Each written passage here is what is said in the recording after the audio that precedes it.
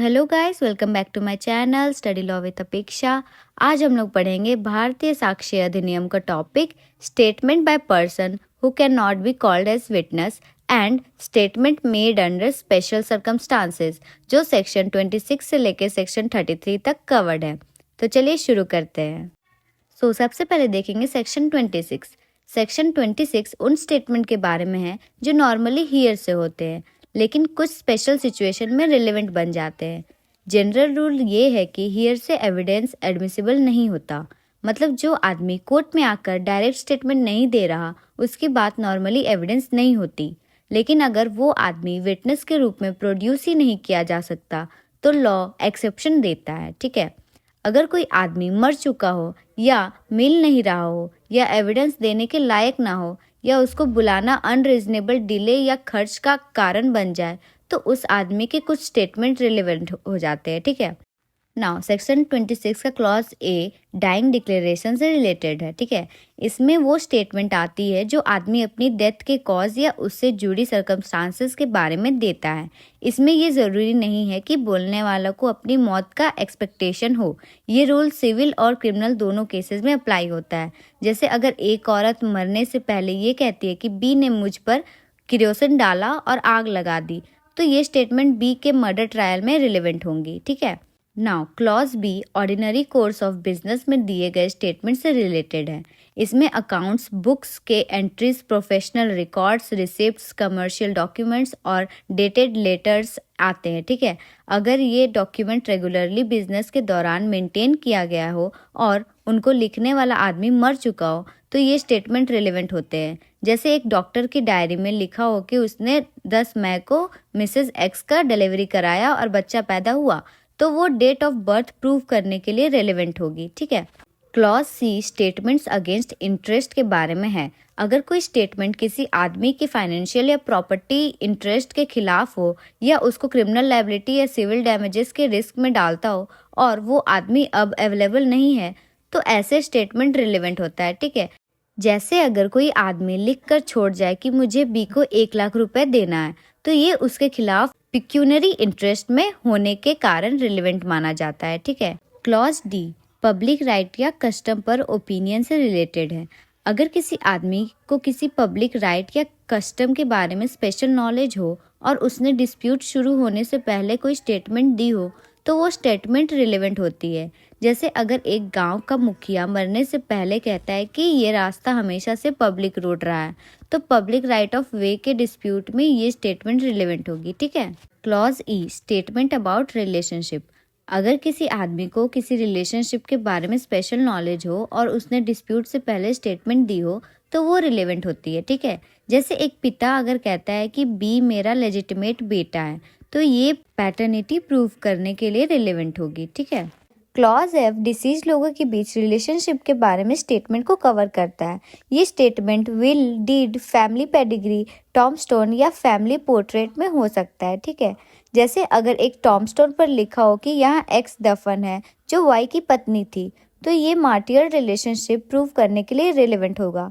ठीक है, now clause जी उन डॉक्यूमेंट के स्टेटमेंट से रिलेटेड है जो सिमिलर ट्रांजैक्शन से रिलेटेड होते हैं। ठीक है, अगर कोई डीड या डॉक्यूमेंट पहले के ट्रांजैक्शन को डिस्क्राइब करता है और वो प्रेजेंट डिस्प्यूट से कनेक्टेड है तो वो रिलेवेंट होता है। ठीक है, नाउ क्लॉज एच ऐसे स्टेटमेंट को कवर करता है जो कई लोगों के फीलिंग्स या इम्प्रेशन को दिखाता है। ठीक है, ये पब्लिक ओपिनियन या पब्लिक रिएक्शन शो करने के लिए यूज होता है। जैसे अगर किसी कार्टून पर भीड़ का रिएक्शन दिखाता है कि लोगों को वो डिफेमेटरी लगा तो ये लाइबल का केस में रिलेवेंट हो सकता है।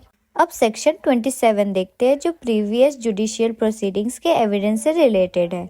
अगर किसी केस में कोई विटनेस पहले एविडेंस दे चुका हो और बाद में वो विटनेस मर जाए, गायब हो जाए या इनकेपेबल हो जाए या उसको दोबारा बुलाना अनरीजनेबल डिले या खर्च का कारण बने तो उसका पहले दिया गया एविडेंस बाद के केस में रिलेवेंट हो सकता है। ठीक है, लेकिन इसके लिए 3 कंडीशन का पूरा होना ज़रूरी है। पहली कंडीशन ये है कि दोनों प्रोसीडिंग्स सेम पार्टीज के बीच हो या उनके रिप्रेजेंटेटिव के बीच हो। ठीक है, दूसरी कंडीशन ये है कि अपोजिट पार्टी के पहले केस में क्रॉस एग्जामिनेशन का पूरा मौका मिला हो। ठीक है, तीसरी कंडीशन ये है कि दोनों केसेस के इश्यूज सब्सटैंशियली सेम हो। जैसे अगर एक विटनेस ने क्रिमिनल ट्रायल में एविडेंस दिया और बाद में रिलेटेड सिविल सूट में उसकी डेथ हो जाती है, तो उसका पहला कब टेस्टिमनी यूज़ किया जा सकता है, क्योंकि पार्टीज भी सेम है, क्रॉस एग्जामिनेशन का मौका मिला था और इश्यूज भी सेम है।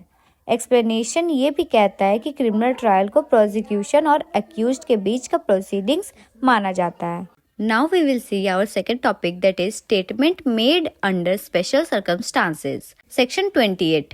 Section 28 अकाउंट्स बुक्स के एंट्रीज के बारे में है। अगर कोई अकाउंट्स बुक या इलेक्ट्रॉनिक रिकॉर्ड रेगुलरली बिजनेस के कोर्स में मेंटेन किया गया हो तो उसकी एंट्रीज रिलेवेंट होती है, लेकिन सिर्फ अकाउंट बुक्स के एंट्रीज के बेसिस पर किसी पर लायबिलिटी नहीं डाली जा सकती। इसका रीज़न ये है कि अकाउंट बुक्स सेल्फ सर्विंग हो सकती है, इसलिए उनको सपोर्ट करने के लिए इंडिपेंडेंट एविडेंस भी चाहिए। जैसे अगर ए बी से 1000 रुपये मांग रहा है और सिर्फ अपनी अकाउंट्स बुक्स दिखाता है तो एंट्री रिलेवेंट होगी, लेकिन डेट प्रूव करने के लिए रिसिप्ट या विटनेस भी चाहिए। ठीक है। सेक्शन 29 पब्लिक या ऑफिशियल रिकॉर्ड्स के एंट्रीज से रिलेटेड है।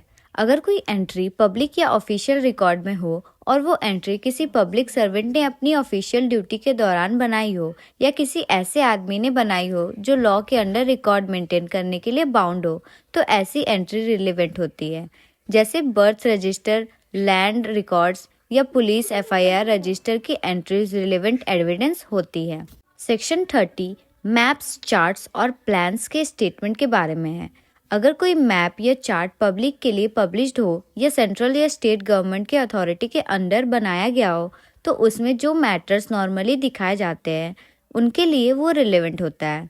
जैसे गवर्नमेंट मैप से रिवर बाउंड्रीज या सर्वे प्लान से लैंड मेजरमेंट प्रूव किया जा सकता है। ठीक है। नाउ सेक्शन 31 एक्ट्स, नोटिफिकेशन और गैजेट्स के स्टेटमेंट से रिलेटेड है। जब कोर्ट को कोई पब्लिक नेचर का फैक्ट डिसाइड करना होता है तो सेंट्रल या स्टेट एक्ट, गवर्नमेंट नोटिफिकेशन या ऑफिशियल गैजेट में दिया गया स्टेटमेंट रिलेवेंट होते हैं।